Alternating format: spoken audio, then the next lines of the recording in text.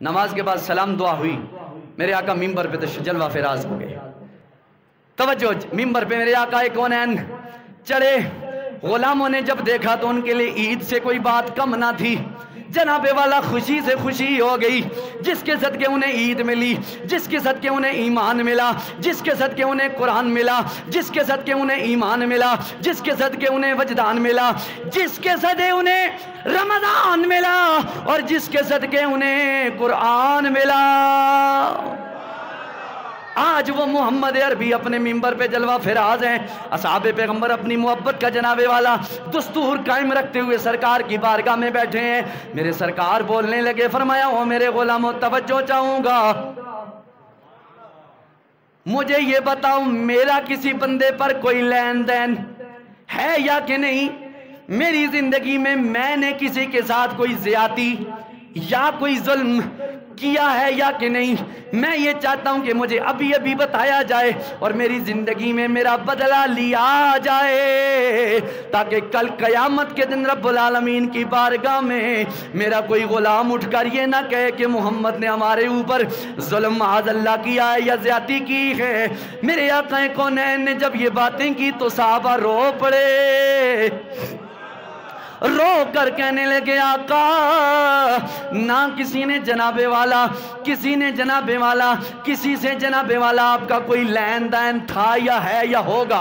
آقا کریم ایسا مسئلہ کوئی نہیں ہے، نہ ہی آپ نے کسی کو مارا ہے، نہ ہی آپ نے کسی پہ ظلم و زیادتی کی ہے۔ لیکن جب سارے کہہ کر خاموش ہو گئے تو صفوں میں بولتا ہوا ایک بندہ کھڑا ہو گیا، دھیمے دھیمے کھڑا ہو گیا، جناب والا بڑی محبت کے ساتھ کہنے لگا کہ آپ نے کہا کہ بدلہ لے لو، میں بدلہ لینے کے لیے آپ سے تیار ہوں۔ صحابہ بڑے سہم اٹھے، کون سا بدلہ تم لوگے؟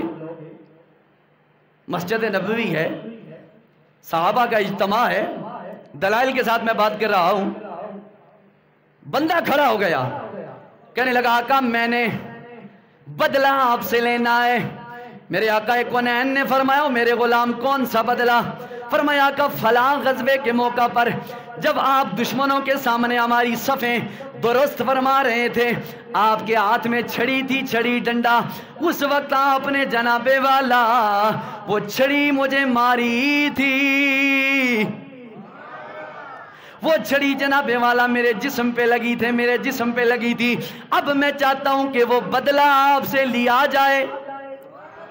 ابو بکر صدیق، عمر فاروق، عثمان ذو النورین، مولا علی حیدر کرار، حضرت امام حسن و حسین، جمی شہزادے اور صاحبزادے جناب والا جمی صحابہ کرام کھڑے ہو کے کہنے لگے اور رسول اللہ سے بدلہ نہ لینا۔ صدیق کہتے ہیں میرا جسم حاضر ہے، فاروق کہتے ہیں میرا جسم حاضر ہے، عثمان کہتے ہیں میرا جسم حاضر ہے، مولا علی کہتے ہیں میرا جسم حاضر ہے، طلحہ و زبیر کہتے ہیں ہمارا جسم حاضر ہے، عبد الرحمن بن عوف کہتے ہیں ہمارا جسم حاضر ہے، سفیان جناب والا کہتے ہیں ہمارا جسم حاضر ہے، حسن و حسین کہتے ہیں آقا ہم نواسوں کے جسم حاضر ہیں، آپ ہرگز بدلہ نہ دیجئے گا، ہمارے جسم حاضر ہیں۔ وہ کھڑا ہونے والا شخص کون تھا؟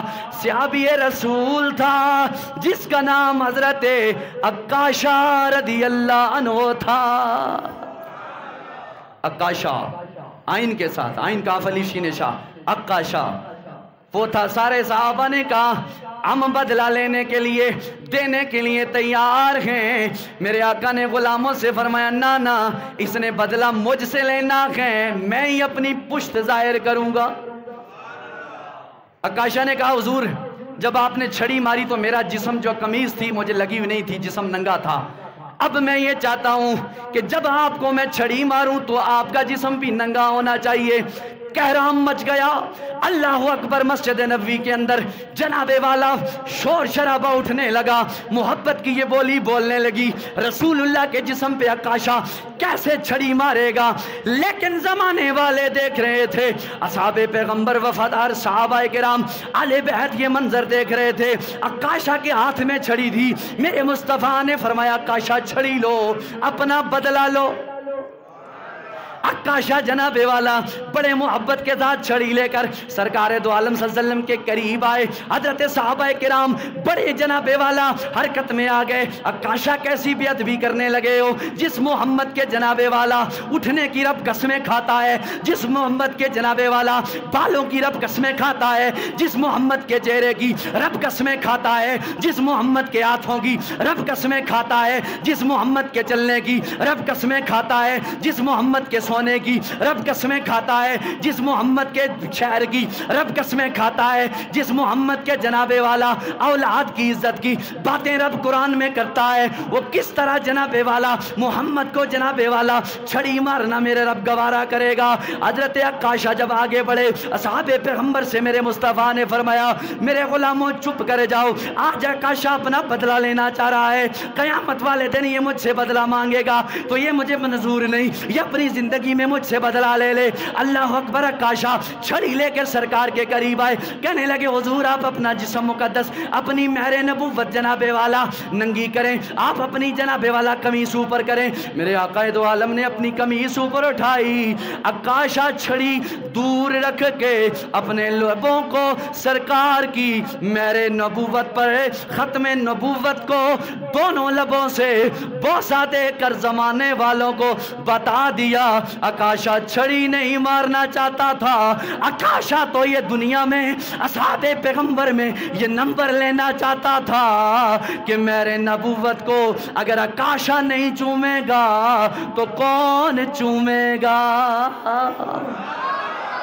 چھڑی نہیں ماری، جناب والا میرے مصطفیٰ کی مہر نبوت کو چوم لیا، مور نبوت کو چوم لیا، اور چوم کر صحابہ نے اللہ اکبر کی صدائیں بلند کر کے فرما دیا. عکاشہ بڑے دانا نکلے، بڑے عقل مند نکلے. فرمایا عقل مندی کیوں نہ ہو کہ جس جسم سے جس چیز سے مصطفیٰ کی مناسبت ہو جائے، نسبت ہو جائے یا اٹیچ ہو جائے، میرا پروردگار عالم اس پہ جہنم کی آگ کو آرام فرما دیتا ہے.